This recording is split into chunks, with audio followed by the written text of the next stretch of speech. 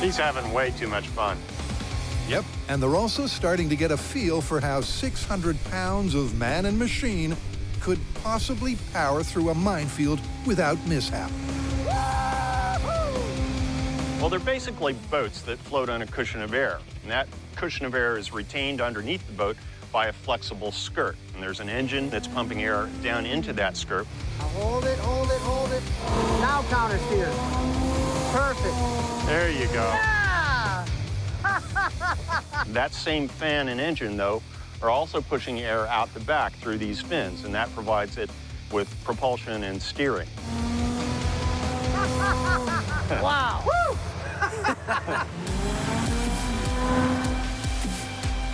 As far as operating this thing in a minefield, I think this is going to be kind of like operating a boat in a marina. Yeah! I think it can be done, but you have to plan ahead, and that's going to be the key. This is great! That, my friends, is the sound of Jamie Heineman being enthusiastic. Well, I don't know about you, but I feel ready to drive this across a minefield. Let's go make a minefield. Let's do it.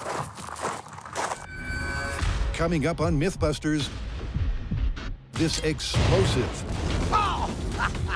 It's just a flesh wound. final season spectacular I am working, Walrus. turns back the clock Hey, welcome to 1987. and tests the team's limits Ooh, all right, I'm in. of acrobatic ingenuity. Oh, that feels.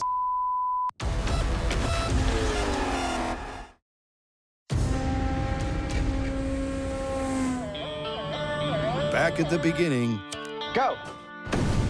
That is not enough to blast somebody off the seat. the big booms weren't so big Whoa. Whoa!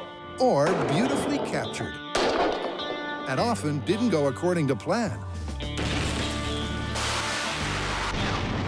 Am I missing an eyebrow? Over a decade later, and the Mythbusters have upped the explosive ante and covered every combination of tech and target, except one: landmines.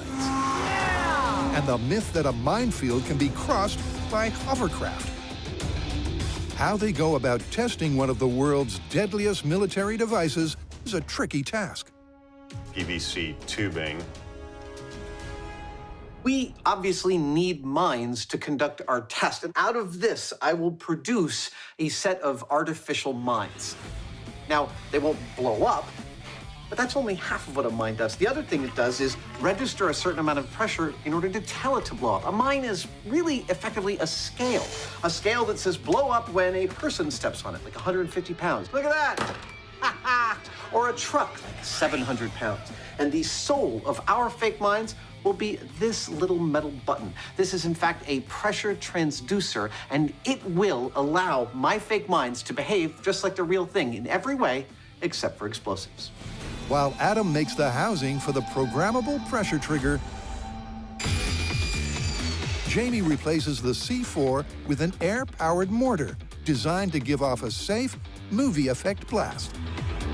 That right there is the tank, and we'll have a funnel on the end of it filled with stuff that's going to get shot up in the air. It's pretty simple and straightforward. We step on the landmine, and off she goes. Kaboom. Right. With Jamie's mortar assembled and loaded with fake rubble, it's ready for a demo.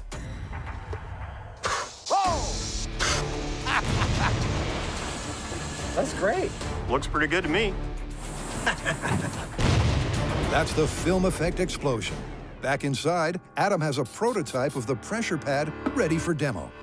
So here is the function of our mine. We've got the body that is the casing, and we've got our pressure rod here. And down at the bottom is that little pressure transducer screwed into the bottom of our ABS pipe cap.